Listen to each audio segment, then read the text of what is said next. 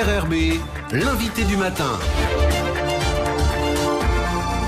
Bonjour Gilles Ménage. Bonjour Nicolas Legrand. Et ce matin, vous recevez le procureur de la République. Yves Dupas, bonjour.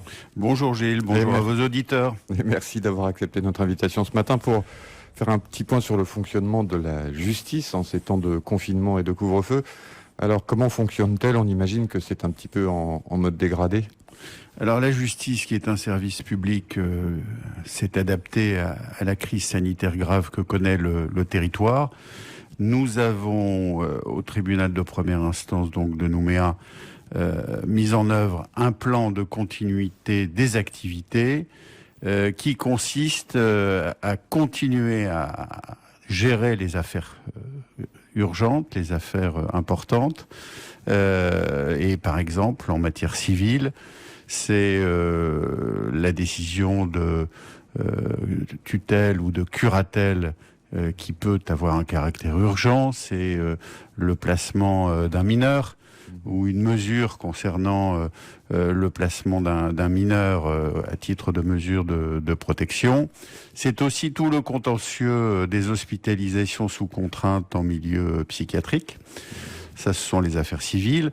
Au niveau des affaires pénales, c'est bien sûr la gestion des affaires graves au titre de la permanence pénale du parquet, avec des audiences de comparution immédiate qui sont maintenues, des déferrements qui ont lieu en fonction de la gravité de l'infraction qui est reprochée aux prévenus. Donc un fonctionnement qui est adapté, qui est gradué en fait effectivement en prenant en compte à la fois la nature des faits au plan pénal, mais aussi la personnalité de leurs auteurs, s'ils sont récidivistes ou non. Et par exemple, hier, le parquet a déféré 3 prévenus impliqués dans des faits d'infraction routière avec des antécédents conséquents qui justifiaient donc ce déferment. Est-ce qu'il y a un niveau de délinquance qui est possible à quantifier en période de confinement et de couvre-feu ?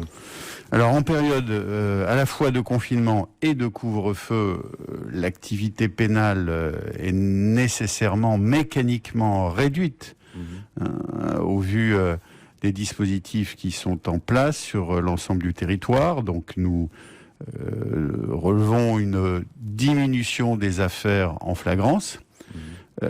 Mais il reste malgré tout un certain nombre d'individus qui continuent à ne pas respecter la loi. Et donc, nous traitons ces procédures au titre de la permanence du parquet avec toute l'attention nécessaire. Nous n'avons pas noté d'augmentation significative des plaintes en matière de violence au sein du couple, par exemple. Bon, en tout cas, pas à ce stade. Pas encore. Oui. Même si le confinement, on le sait, c'est une situation très compliquée pour un couple qui ne va pas bien.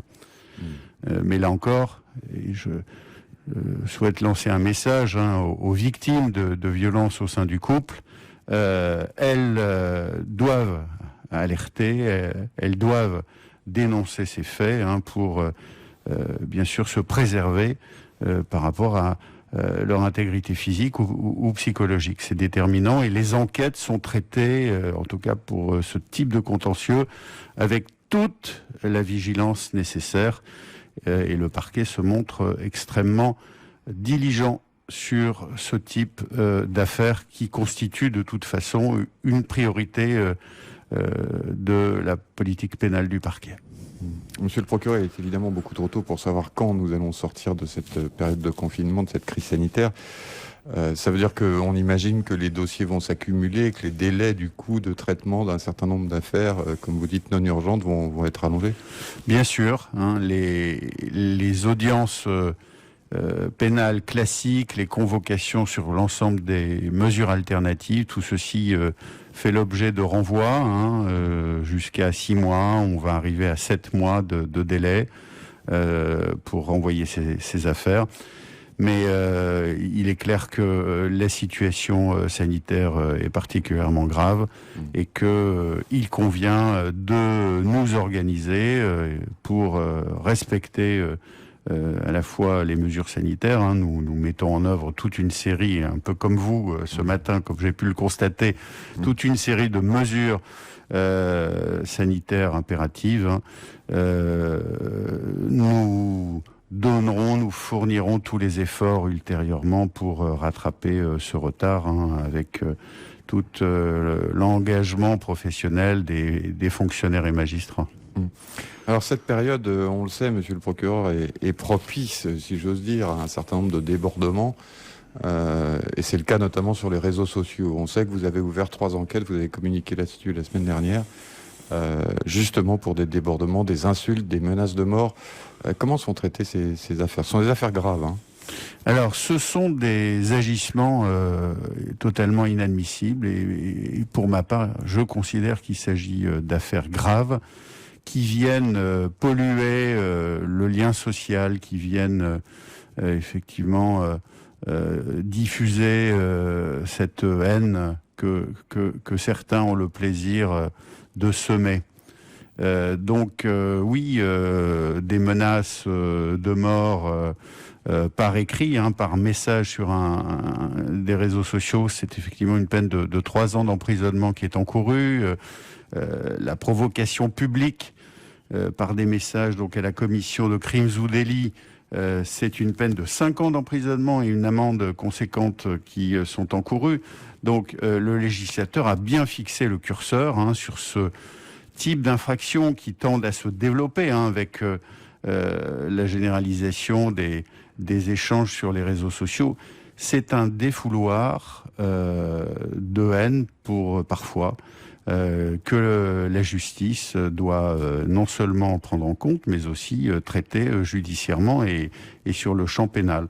Et nous avons d'ailleurs obtenu un certain nombre de décisions du tribunal correctionnel, allant jusqu'à des peines de 6 mois d'emprisonnement ferme prononcées, que ceux qui imaginent se réfugier derrière l'anonymat d'un pseudo se méfient, parce que nous déployons des moyens avec les services d'enquête pour identifier ces auteurs et pour les poursuivre devant le tribunal correctionnel. La Nouvelle-Calédonie tente, en cette période très compliquée de crise sanitaire, qu'à l'approche du référendum, a besoin de sérénité, de respect, de dialogue, de solidarité, s'agissant de cette crise sanitaire notamment. Et donc, la justice a un positionnement très clair, c'est de faire taire ceux qui sèment cette haine et cette violence. Cette violence et ces menaces de mort, elles se sont exercées à l'endroit, par exemple, des gens qui avaient formé des recours ou ce genre de cas ? Effectivement, des menaces de mort ont été proférées à l'encontre de certaines personnes ayant formé un recours contre la mesure de quarantaine en hôtel. C'est leur droit, et le respect des droits des personnes, c'est aussi une valeur qu'il convient de faire respecter. Monsieur le procureur, ça sera ma dernière question. La différence avec les 2 confinements précédents, c'est évidemment que le virus circule. Est-ce que ça a un impact aussi ? Le virus circule et il faut non seulement protéger les usagers du service public de la justice, mais aussi protéger nos personnels, fonctionnaires, magistrats, avocats qui interviennent. Donc c'est une période qui est très compliquée. Il convient d'être vigilant, de mettre en place toutes ces mesures de précaution, ces mesures sanitaires. Et puis, dans quelques semaines, j'espère en tout cas qu'avec la vaccination, qui est quand même le meilleur des réflexes à adopter pour protéger les autres, pour se protéger aussi, j'espère que la justice pourra retrouver un fonctionnement normal. Yves Dupas, procureur de la République, merci d'avoir accepté notre invitation ce matin. Merci à vous.